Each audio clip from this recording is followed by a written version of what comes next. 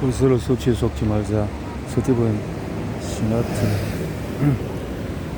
미국 정치 싸움의 성향에 대해서 미국 상원의 영양과 인간의 필요에 관한 특별위원회 위원장이던 맥거버는 영양에 관한 미국의 국가 정책을 사실상 바꿔놓은 인물이다. 또한 지방 섭취가 심장질환을 일으킨다는 주장을 견고한 정설로 바꾸는 데에도 직접적인 역할을 했다. 맥거버니 이끄는 특별위원회는 연방식품 지원사업 등 획기적이고 놀라운 사업을 운영했지만 1970년대 중반쯤에 영양결핍 사업이 단계적으로 축소되기 시작했다. 그러자 위원회 구성원들, 특히 변호사이기도 했던 법무자원위원 마셜 마츠와 부수장 앨런 스톤은 영양결핍의 반대편에 서기로 결심했다. 바로 영양과다 문제를 제기하기로 한 것이다. 되는 대로 던진 시도였습니다. 순진한 애들처럼 쫄딱 망하기 전에 뭔가를 해와야 하지 않겠어? 라는 심정으로 한 일이었죠. 마츠의 설명이다. 때는 1976년 위원회는 이틀간 전문가 증언을 청취한 뒤에 닉 모틴이라는 젊은 작가를 영입하여 모든 내용을 글로 쓰도록 했다.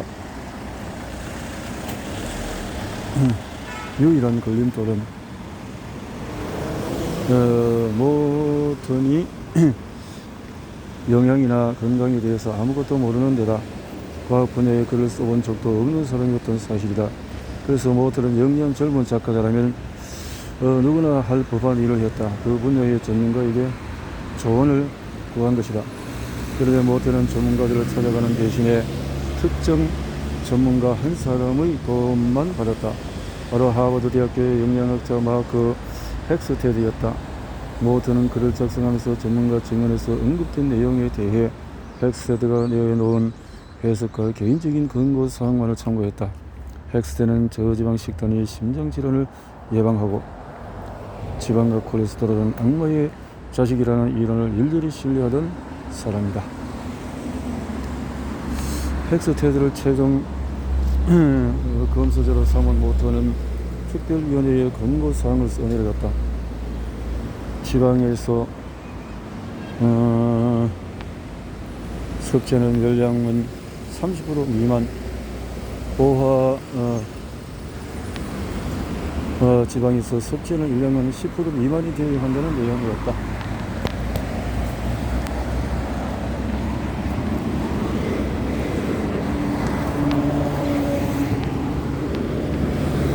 자, 10% 미만이라니까. 그리고 1977년에 위원회는 해체되었다. 얼마 지나지 않아서 미국 농무부 차관보로 새로 임명된 캐롤 터크 포먼은 권고를 마련했으니 농무부가 뭔가 그와 관련된 노력을 기울여야 할 의무가 있다고 밝혔다. 공식적인 정책으로 만든다든지 하는 그런 노력 말이다.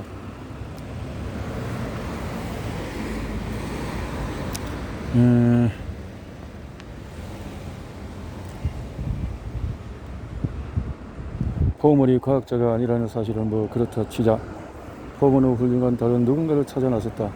처음 만난 사람은 인체 대사작용에 관한 전문가이자 미국 국립과학원 원장인 필립 핸들러였다. 핸들러는 어떤 의견을 제시했을까? 모튼이 작성한 지방 섭취 제한에 관한 근거가 완전히 처음부터 끝까지 말도 안 되는 소리라는 의견을 밝혔다. 정말 다행이다. 그런데 이 말을 들은 포먼은 자신이 원하는 조언을 얻지 못하자 또 다른 사람을 찾아 나섰다.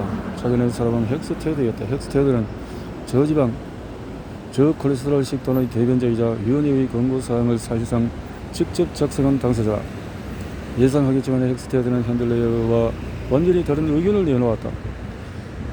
이렇게 헥스테드로부터 내용을 보장받은 농무부는 저지방 저콜레스테롤 식단을 기본으로 한 미국인을 위한 식생활 지침을 발표했다. 그 이후에는 유치원 꼬마들 장난처럼 서로가 서로의 뒤통수를 치는 우스운 사태가 이어졌다. 농무부 지침이 마음에 들지 않았던 국립과학원식품영양위원회는 건강한 식생활을 위해라는 제목으로 자체 지침을 따로 발표했다. 리더스 다이제스트는 이 새로운 지침을 한마디로 이렇게 요약했다. 지방은 염려하지 마라. 지방을 염려하지 마라.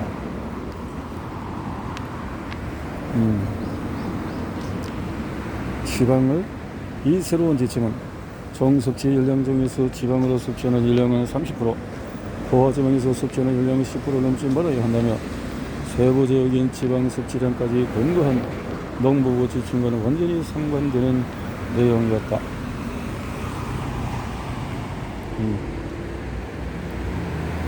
상반되는 내용이었다.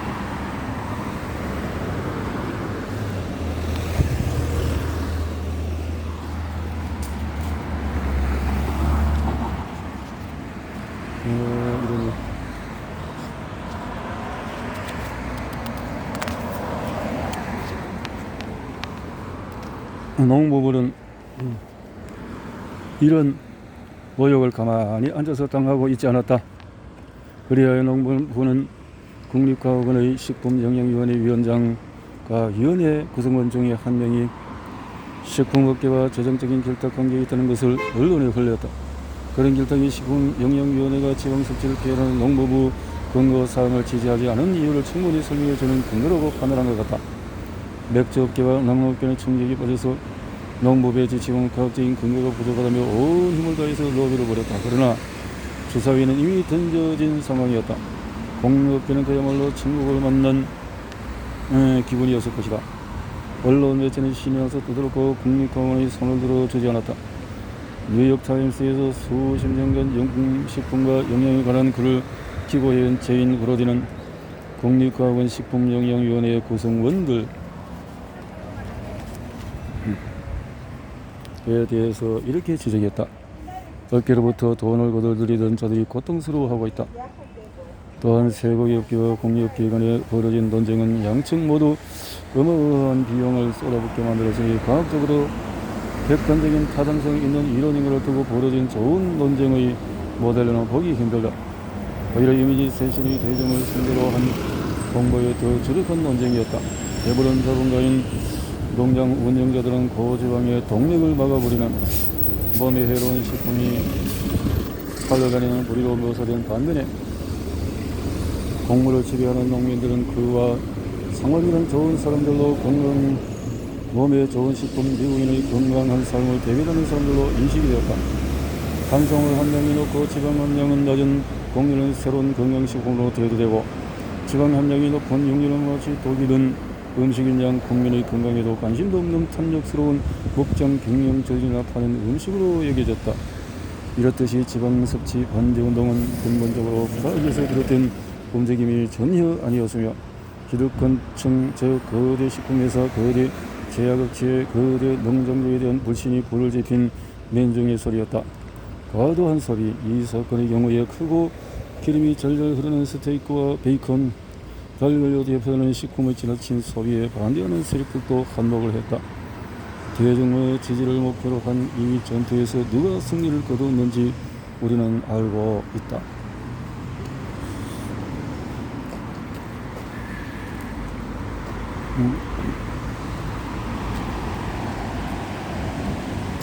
비만과 당뇨병을 불러온 저지방 고탄수화물 식단, 저짐이라는 말이 새로운 기록원처럼 확산되면서 스낵을 효과로도 불리는 현상이 나타났다.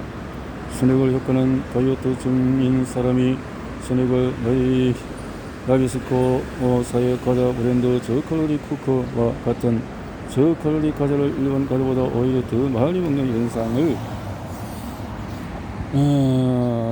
식품계는 우리가 상상할 수 있는 모든 식품에 대해서 서둘러 저지방 버전을 만들어 출시했다. 하나같이 콜레스테롤이 없는 심장이 건강에 좋은 제품이라는 문구까지 내걸었다. 제조업체들이 지방을 빼는 대신에 어마어마한 양의 설탕과 가공된 탄수화물을 넣었다는 사실은 누구도 눈치채지 못했다. 악마의 음식처럼 묘사되던 버터는 마가린으로 대체되었는데 필자에게는 이 일이 영양학적인 성분 교체 사례를 통틀어 가장 멍청한 일로 기억이 된다. 한참이 지나서야 마가린에 트랜스 지방이 잔뜩 들어있다는 사실을 깨달았으니 말이다. 진짜 몸에 해로운 지방인 트랜스 지방은 스파이크처럼 생긴 도구로 액상 부와 지방에 수소 원자를 주입해서 만든다. 이렇게 하면 보다 단단한 형태가 되어서 더 오래 보관할 수 있다. 트랜스 지방은 보트 같은 무첨가 식품에 함유된 포화 지방과는 달리 실제로 심장질환과 뇌졸중 위험을 높이는 위험한 식품이다.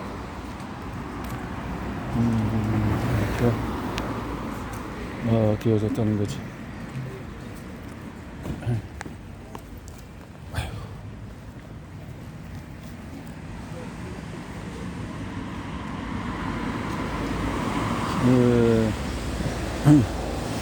미국인이 섭취하는 트랜스 지방의 80%는 공장에서 생산하는 부분 경화유 식물이다. 그런데 당시는 식물성 유지가 포화 지방을 대체하는 몸에 이로운 식품으로 공격적으로 홍보했다. 심지어 지금도 홍보 중이다. 식물 유지는 대부분 고도로 가공된 제품이며 인체에 염증 반응을 일으킬 수 있다. 게다가 많은 음식점에서 한번 사용한 식용유를 다시 가열해서 사용하는데 식물성 유지는 반복해서 재가열하면 쉽게 파괴된다. 지방과 단백질 함량이 높은 식단을 저지방 고탄수화물 식단으로 대체하도록 권고하기 시작한 바로 그 시점부터 비만과 당뇨병이 빠르게 확산이 되었다. 이것이 과연 우연일까? 우리는 결코 우연이 아니라고 본다. 하지만 지방 더 나아가서 콜레스테롤은 미국인의 식단에서 쫓아내야 할 악마 같은 존재가 되었고, 그것에 맞서는 것은 낙농업계, 석유업계 등 직접적인 관계가 있는 사람들 뿐이었다. 대중에게 저지방은 새로운 종교가 되었다. 과학계도 어서 이 흐름을 따라잡아야 할 형편이었다. 미국 국립보건원은 1980년부터 1984년까지 저지방 식단이 수명을 연장한다는 설득력이 있는 증거가 밝혀지기를 기대하며 6건의 연구를 지원했다. 그런데 정말 저지방 식단이 수명을 연장할까?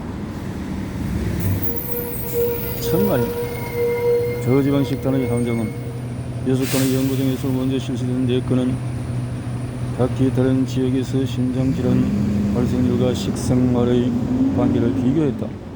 호놀룰루, 푸에르토리코, 시카고, 그리고 연구 결과로 인해서 유명해진 매사추세츠 브레밍햄이었다. 이 중에서 저지방 식단을 실천하면 고지방식을 섭취보다도 수명이 연장되거나 심장 발전 발생률이 낮아진다는 증거가 확인된 연구는 없었다.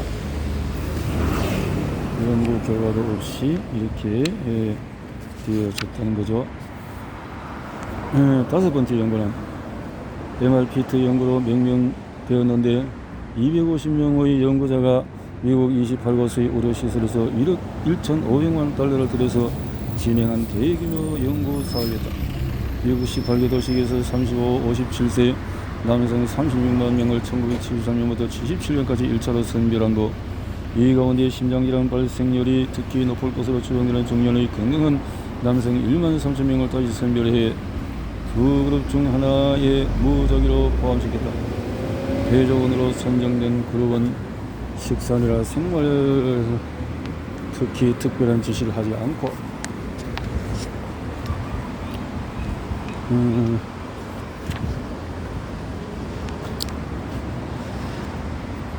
주치의 진료를 계속해서 받도록 했다. 주치. 다른 그룹은 치료 그룹으로 선정되어서 지방 섭취를 피하고 금연과 정기적인 운동을 실시하는 한편 혈압을 낮출 수 있도록 노력하게끔 독려했다.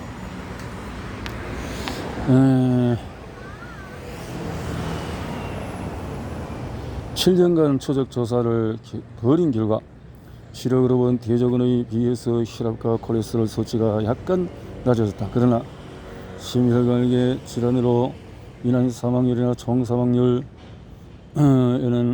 아무런 차이가 없었다.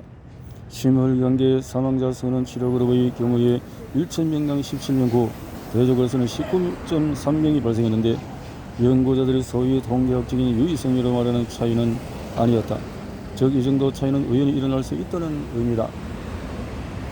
뿐만 아니라 원인과 상관없는 총 사망률에도 문제가 있었다. 대조군보다 치료군의 총 사망률이 오히려 더 높게 나타난 것이다. 우리가 심장질환을 피해야 하는 실질적인 이유는 더 오래 살기 위함이라는 점을 인정해야 한다. 심장질환을 피할 수 있어도 다른 질병으로 더 일찍 사망한다면 진정한 승리라고 할 수 없다. 연구를 실시한 연구진들도 실망스러운 결과라고 밝혔다. 대조군이든 치료그룹이든 상관없이 총 사망률이 유일하게 감소한 사람은 생명을 중단한 사람이었다. 흡혈을 증가한 사람이었다.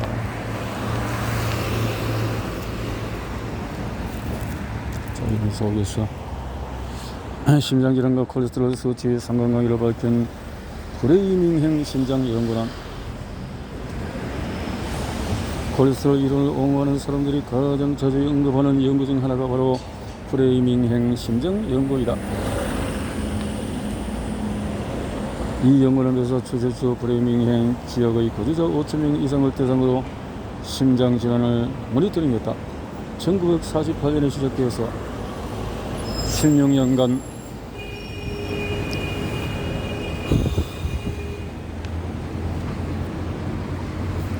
추적 조사를 실시했고 심장질환과 콜레스테롤 수치에 직접적인 상관관계가 있다는 결론을 내었다.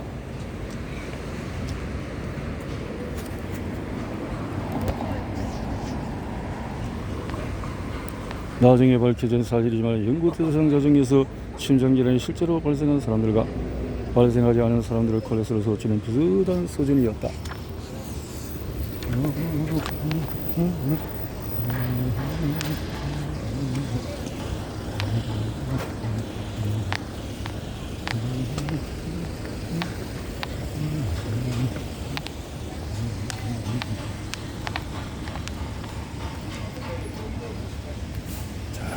이렇게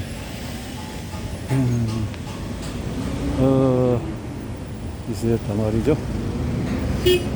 밝혀진 사실 연구 대상자 중에 심장질환이 실제로 발생한 사람과 이것은 비슷했다는 거고 150 정도로 굉장히 낮은 주민들에서도 심장관계 질환이 발생을 했다. 콜레스테롤 수치가 150 이하인데도 이렇게 나중에 상황은 좀 나아졌다. 입장에 따라서 더 나빠졌다고 볼 수 있겠다. 연구가 시작된 시점으로부터 30년이 지난 뒤에 브레이밍햄에서 도출된 체류를 조사한 결과 45세가 지나면 콜레스테롤 수치의 차이가 콜레스테롤 수치의 차이가 심장질환 발생에 영향을 주지 않는다는 사실이 확인이 됐다. 45세 이후에는 콜레스테롤 수치가 높은 사람의 수명도 수치가 낮은 사람과 유사하거나 심지어 더 오래 산 것으로 나타났기 때문이다. 45세가 되기 전에 심장발작이 발생한 병력이 있는 비교적 소수의 사람들에게만 콜레스테롤이 중요한 영향을 끼친다면 거기에 속하지 않는 나머지 사람들까지 고지방식품이나 콜레스테롤 수치를 염려하며 살아야 할 이유가 무언가? 브레이밍햄 연구가 시작된 후 44년이 지난 1992년 연구 책임자인 의학박사 윌리엄 카스텔리는 학술지 뇌과학 기록사설란에 다음과 같은 입장을 밝혔다. 매사추세츠 브레이밍햄에서 연구에서 포화지방 콜레스테롤 열량 섭취량이 더 높은 사람일수록 혈청중에서 콜레스테롤 수치는 더 낮은 것으로 나타났다. 우리 연구진은 콜레스테롤 섭취량, 포화지방 섭취량이 가장 높은 그룹 중에서도 체중이 매우 낮고 신체 활동면에서 가장 활발한 경우가 있다는 사실을 확인했다. 약물 연구를 맹신한 성급한 결론. 미국 국립보건원이 지원한 6번째 연구는 1973년부터 실시된 지질 연구 진료소 간성동맥질환 1차 예방 연구이다. 이 연구는 아무런 근거가 없는 상태에서 연구진이 결과를 성급하게 신뢰했다는 흥미로운 특징이 있다.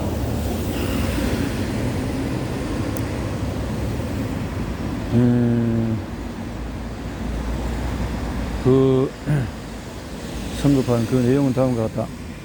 국립심장폐혈액연구소의 연구진은 중년 남성 약 33만 명을 대상으로 콜레스테롤 수치를 측정한 뒤에 수치가 매우 높은 사람 약 4,000명을 쳐서 연구 대상자로 선정했다.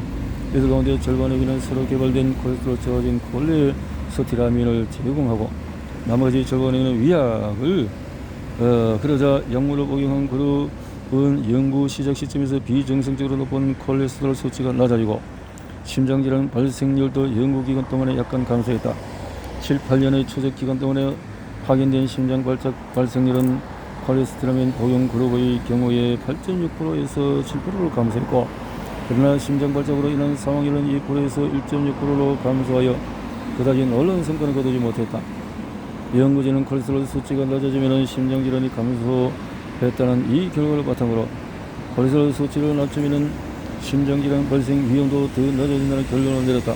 그러나 잊지 말아야 할 사실은 이 연구가 식단이 아닌 약물 연구라는 점이다. 연구진은 콜레스테롤 수치가 낮아지고 심장질환 위험률을 낮추는 등 그런 결과가 유익하다면 어떤 방법으로 콜레스테롤을 낮추는지에 대해서 크게 신경 쓸 필요가 없다고 맹신해버렸다. 식단 조절을 통해서 콜레스테롤 수치를 낮춰도 똑같은 유익한 결과가 나온다고 생각한 것이다. 이 연구의 결과처럼 심장질환이 콜레스테롤 수치 감소와 상관이 있는지 없는지 불명확한 상황에서 아주 조금 감소한 것도 유익한 결과라고 그친다면 말이다. 연구진은 저지방 식단도 콜레스테롤 저하지를 복용하는 것과 마찬가지로 혈중 콜레스테롤을 낮춤으로 반드시 저지방 식단을 권해야 한다고 믿어버렸다. 그러나 이 약물은 주된 개발 목적뿐만 아니라 인체에 다른 수많은 영향을 주는 경우가 많다. 이렇게 되겠죠.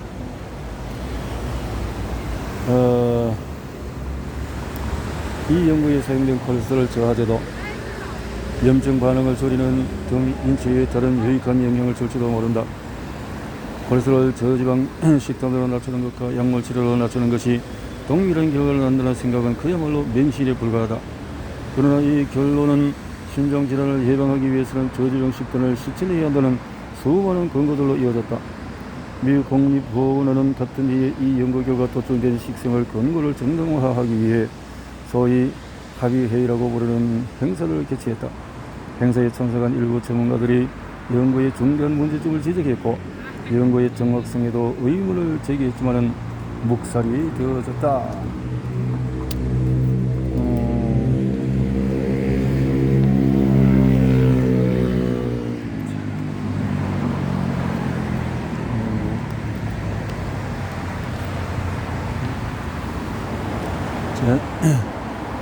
의학 역사상 최대의 사기극이다.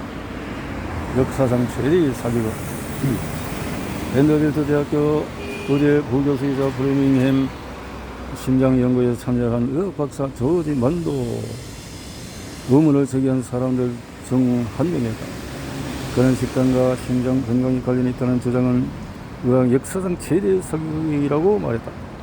연구자들이 불안정한 연구 결과를 가지고 뭔가 덕발을 찾았다며 허풍을 떠는 기자회견을 계속해서 열고 있습니다. 그런 연구의 책임자들은 콜레스테롤 수치를 낮추면 건성동맥 질환 발생 빈도가 줄어든다고 주장하죠. 이들의 저는 잘못된 결론에 도달하도록 조작됐습니다. 만 박사는 국립보건원의 관리자들이 실패한 연구를 메디슨 가에서나 활용할 법한 허위 광고를 통해서 무슨 화장품 팔듯이 광고합니다 라고 밝혔다.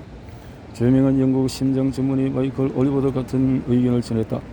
미국 전체의 혈중 콜레스테롤 수치가 굉장히 높으니 낮춰야 한다는 의견을 제시할 만한 그런 말을 하리라고 충분히 예상할 수 있는 전문가들을 골라서 선정한 셈이었죠.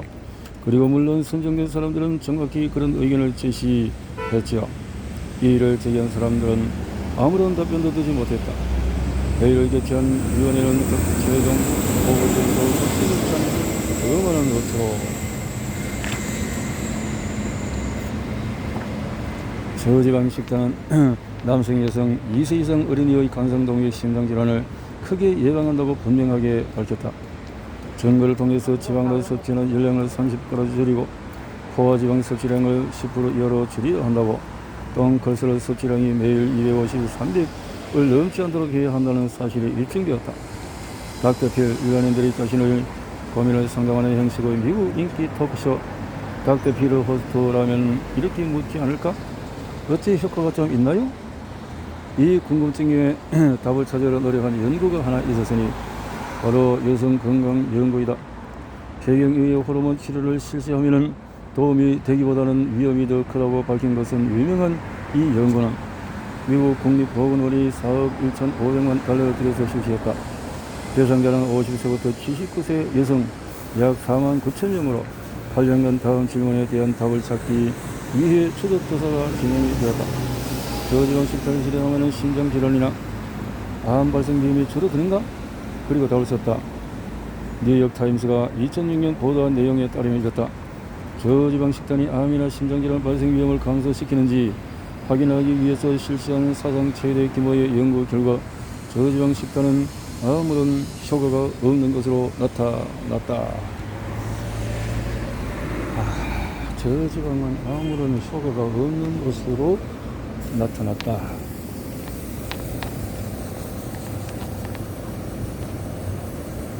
뉴욕에 위치한 록펠러 대학교에서 의료 총괄 업무를 맡고 있는 명예의 교수이자 식단 전문가인 줄스 허시도 다음과 같이 말을 했다. 모든 사람을 건강하게 만드는 데 필요한 정보를 우리가 전부 다 알고 있다고 생각하는 태도에 마침표를 찍어야 합니다. 물론 이렇게 의혹을 제기하는 연구 결과 중에 어느 것으로도 콜레스테롤을 줄이고 지방 섭취는 피해야 한다고 주장하는 거대 세력의 움직임을 막을 수는 없었다. 잘못된 생각을 가진 연구자들이라도 콜레스테롤 수치를 낮춰서 콜레스테롤 수치를 낮추자고 낮춰야 한다는 것이 이런 것이 그런 점에서 이렇게 말할 수 있다는 것은 칭찬해야 된다는 거죠. 심장경화 치료와 예방을 쓴 의학과학사 드와이트 랜델은 씁쓸을 해하며 밝혔다.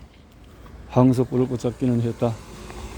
문제는 틀린 소를 붙잡았다는 것이다. 틀린 소를 붙잡았다는 것이다. 문제는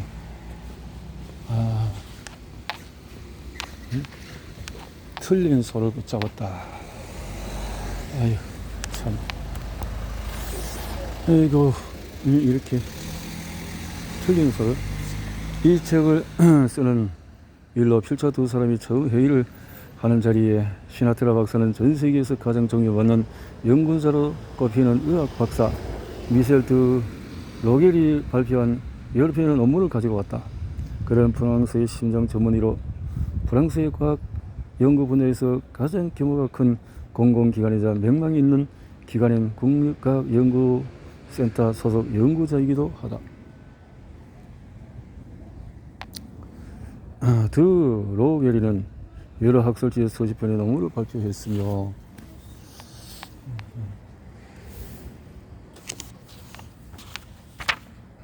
식생활 심장 연구를 이끌었다. 그가 영어로 발표하는 유일한 저서에서 한 말은 우리는 연구를 결과를 한 문장으로 요약할 수 있습니다.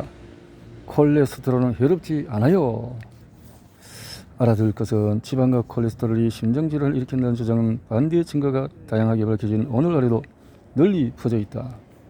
미국의 많은 의사들은 콜레스테롤이 심장질환의 원인이라는 생각에 동의하지 않으며 콜레스테롤에 대해서 잘못된 주장의 바탕이 된 연구들은 이후에 문제가 많다는 사실이 확인되었다. 정치적인 요소가 다분하다. 이런 문제들은 그렇다라는 거죠.